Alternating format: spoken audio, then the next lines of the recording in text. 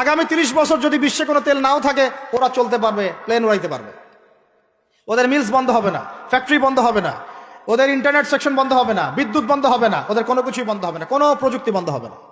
এত তেল তারা এখন রিজার্ভ করলো কি দিয়ে? ওর দেশে ছাপানো বিনামূল্যের ডলার দিয়ে। এবং সেই ডলারটা আমরা নিলাম, নিয়ে আমরা মাশাআল্লাহ অট্টালিকা নির্মাণ করলাম, আর মনে করলাম যে মাশাআল্লাহ আমি তো খুব ধনী হয়ে গেলাম, সমৃদ্ধি অর্জন করলাম। এরপরে তারা আরবদেরকে বুঝালো, ইয়া শাইখ, আরবদেরকে বুঝালো, হাবিবি, ইয়া হাবিবি, কাছে আসেন, শোনেন, আমরা আপনাদের কাছে তেল আছে, আপনারা তো তেল বয়কট করে দিয়েছেন, আর তেল ছাড়া তো আমাদের যুদ্ধ বিমান ফ্লাই করছে না। তেল কাদেরকে দিয়েছে আল্লাহ পাক? মিডল ইস্ট, আরবকে দিয়েছে, ঠিক আছে। এখন হাবিবিকে বলা হচ্ছে আপনারা তো তেল বয়কট করে দিলেন। এটা করেছিল বাদশাহ ফয়সাল, বলেন রাহিমাহুল্লাহ। উনি একজন সাহসী নেতা ছিলেন, এই জন্যই তাকে গুপ্ত হত্যা করা হয়েছে। সাহসী যারা, তাদেরকে গুপ্ত হত্যা করে এদের একটা সুন্নত, এটা মাথায় রাখবেন। খুব ট্যালেন্টেড একজন দেখবেন, খুব ট্যালেন্টেড একজন বিজ্ঞানী দেখবেন, হঠাৎ নাই, তাপাস করে মিসাইল এসে পড়ে গেল। এমন সূক্ষ্ম স্নাইপার দূর থেকে 12,000 কিলোমিটার দূর থেকে মেরে দিলে আপনার কলিজার মধ্যে ফেলে গেল। এগুলো জেনে বুঝেই আমরা প্রতিদিন সকাল করি, সন্ধ্যা করি, আলহামদুলিল্লাহ। কারণ অ্যাটলিস্ট আপনাকে তো জানতে হবে, জেনে নেন, পরে আপনারা চিন্তা করবেন যে কিভাবে লাইফ লিড করবেন। ফাযাক্কির ইন্নামা আনতা মুযাক্কির, আপনি উপদেশ দিন, শুধু আপনি উপদেশ দাতা, লাস্তা আলাইহিম বিমুসাইতির। ফাযাক্কির ইন নাফাআতিয যিকরা সায়াযাক্কারু মা ইয়াখশা, যারা আল্লাহকে ভয় করে তারা ফিরে আসবে ইনশাআল্লাহ। তো যেটা বলছিলাম, বাদশাহ ফয়সাল একদম বয়কট করে দিলেন। এবার ওরা এসে বুঝাচ্ছে যে তেল ছাড়া তো আমাদের চলছে না, এদিকে ওদের ডলারের মান কমে যাচ্ছে, মুদ্রাস্ফীতি হচ্ছে, ইনফ্লেশন হচ্ছে। এখন তারা বোঝালো যে ঠিক আছে, একটা চুক্তি করা যাক। যুবকরা ভালো করে শোনেন, এগুলো জানেন না বলেই অনেক সময় আপনি সহি বলে সহি ভুল পথে যাচ্ছেন ভাই। সহি পথেই যাচ্ছেন, বাট এটা সহি ভুল হয়ে যাচ্ছে। পরে বুঝাতে পারছি, সহিহের আড়ালে একটা মারাত্মক জয়ীফ আর জাল আকীদা আছে, এটা আপনার সামনে সহি দিয়ে ঢেকে দেওয়া হয়েছে, বুঝতে পারতেছেন না। এই জায়গাটাকে ভালো করে বোঝেন।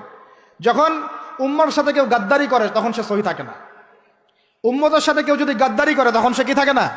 সহি থাকে না। এখন আসেন, আমি ধর্মতাত্ত্বিক কথা বলছি আগে। এখানে বাদশাহ ফয়সাল তাকে কনভিন্স করা হলো, ঠিক আছে আমরা তেল কিনবো, আপনাদের কাছ থেকে কিনবো, আপনাদের গলফ কান্ট্রি যেগুলো আছে এদের কাছ থেকে কিনবো, তবে একটা শর্ত, আপনারা তেল বিক্রি করবেন শুধু মার্কিন ডলারে, অন্য কোনো কারেন্সিতে তেল বিক্রি করতে পারবেন না। বলেন নাউজুবিল্লাহ। আপনি বাংলাদেশ গভর্নমেন্ট যদি গিয়ে এক ব্রিফকেসের মধ্যে 1 কোটি টাকা নিয়ে যায়, বুঝেন কথা, বুঝতে পারতেছেন?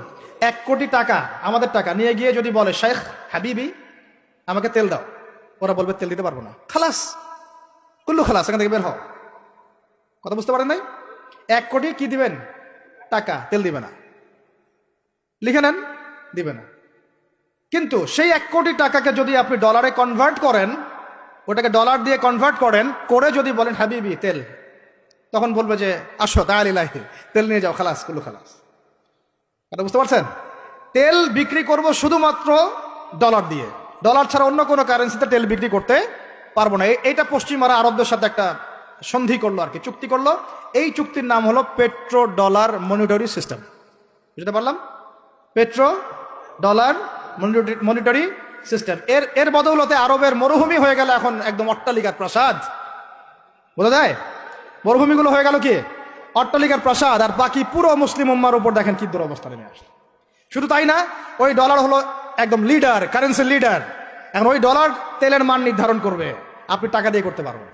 সারা বিশ্বের সবচেয়ে বড় অর্থনৈতিক জুলুম হচ্ছে এই পেট্রো ডলার মনিটরি সিস্টেম। এর চেয়ে বড় কোনো জুলুম হয়নি অর্থনৈতিক জীবনে।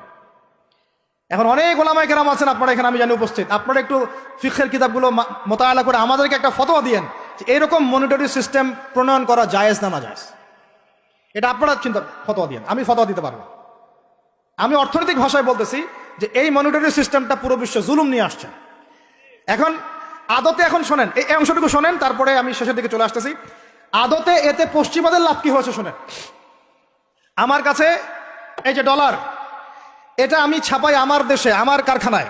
আমার খরচ হচ্ছে কাগজ, আমার খরচ হচ্ছে মেশিন, আমার খরচ হচ্ছে কালি। বোঝা যায়? বোঝা যাচ্ছে? আচ্ছা, এখন সেটা আমি বানালাম, ছাপালাম, গিয়ে আমি আরবকে দিলাম, তেল দাও। ওরা এই কাগজের টাকাটা নিল, নিয়ে রিজার্ভ করলো, করে মূল যে তেল, এই তেলটা মনে করেন তেল বা সোনা, তেল বা সোনা, একই কথা, কারণ সোনার ফাংশন প্লে করছে এখন তেল।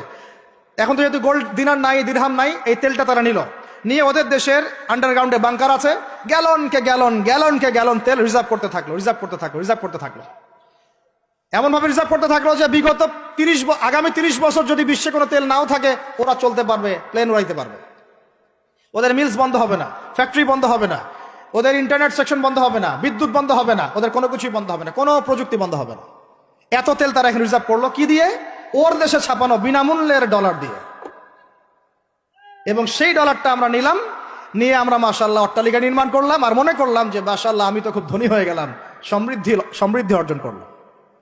আদতে এখানে পশ্চিমাদের সবই লাভ। আমরা বলি না জালাও তাই কদু, আমরা বলি আম গেল সালাও গেল, তাই না?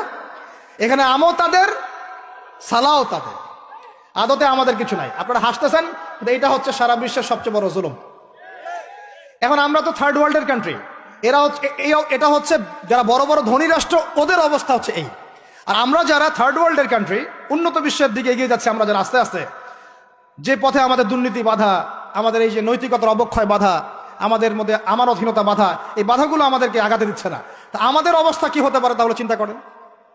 এখন আমরা এই জায়গায় আছি, এই জায়গায় বসে বসে আপনি মনে করছেন যে আপনি মাশাআল্লাহ খুব পাক্কা মুসল্লি, হালাল খাচ্ছেন, নামাজ পড়তেছেন, তাহাজ্জুদ গোজার, জান্নাত কিনে নিয়েছেন মাশাআল্লাহ।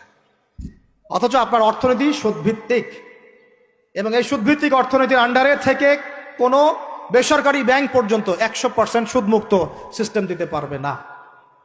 ফুল স্টপ, খালাস। আর এর উপরে আবার আছে ঘুষ, তার উপরে আবার আছে দুর্নীতি, তার উপরে আপনারা আবার মাপে কম দিচ্ছেন, তার উপরে আবার পণ্য মজুত করছেন, মার্কেটে ইচ্ছাকৃতভাবে প্রাইস বাড়ায় দিচ্ছেন, এই কাজগুলো করছেন। আমি শিক্ষিত একটা সমাজ পেয়েছি বলে কথাগুলো এভাবে মাহফিলে বললাম। এগুলো মাহফিলে কিন্তু আলোচনা হয় না। এগুলো কি মাহফিলে আলোচনা হয়? আমরা বিশ্বাস করি গাজীপুরের শহরের মানুষ, সব ঢাকার মানুষ, আপনারা সব বুঝেন, ইন্টেলেকচুয়াল অডিয়েন্স আছেন এখানে। এই কথাগুলো খোলামেলা বলার কারণেই ওদের দ্বারা পালিত কিছু তথাকথিত শায়েখ আমার উপর খুব ক্ষিপ্ত। এর আকীদা ঠিক না, এর মানহাজ ঠিক না, লেকচার শোনা যাবে না, ইত্যাদি ইত্যাদি। ঠিক আছে, আমারটা শোনার দরকার নেই, তোমাকে শুনতে কে বলছে? তোমার শোনার ইচ্ছা করে না, তুমি শুনিও না। যাদের শোনার ইচ্ছা তারা শুনবে ইনশাল্লাহ। আর তোমার মতো কিছু মুনাফিক না শুনলে আমার কিছু যায়ও আসে না। ইনশাল্লাহ মুমিনরা যারা, তারা শুনবে, বুঝবে, ইনশাল্লাহ ওরাই প্রজন্ম করবে ইনশাল্লাহ। আর আমাদের ভুল হতে পারে, ভুল হলে সেটা ওলামায়ে কেরাম সংশোধন করবেন। ওলামায়ে কেরাম যদি আমাদেরকে বলেন এটা ভুল হয়েছে, অবশ্যই মাথা পেতে নেব ইনশাল্লাহ। আমরা আলেম ওলামার বাইরে নয়, ওলামায়ে মুহাক্কিকের বাইরে নয়। তাহলে আপনাকে কি আমি ভিতরের চোখ দিয়ে পুরো বিশ্বের রাজনীতি বোঝাতে পেরেছি? পুরো বিশ্বের অর্থনীতি বোঝাতে পেরেছি?